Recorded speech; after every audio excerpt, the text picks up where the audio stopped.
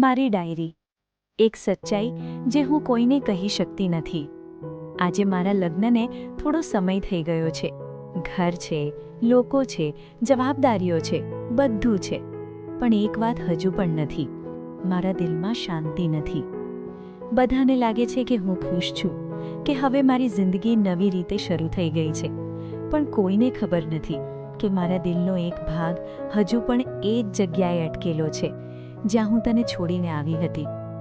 મેં પ્રયત્ન તો ખૂબ કર્યો કે બધું ભૂલી જાઉં, મારી નવી જિંદગીમાં પોતાને ઢાળી દઉં.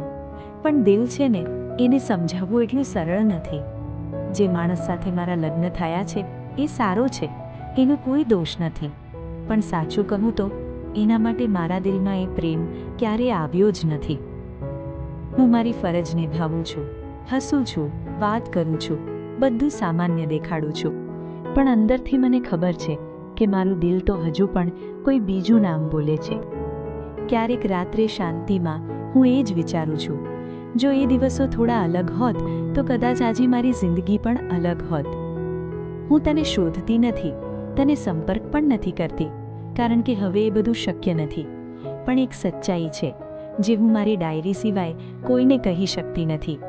હું આજે પણ તને ભૂલી શકી નથી.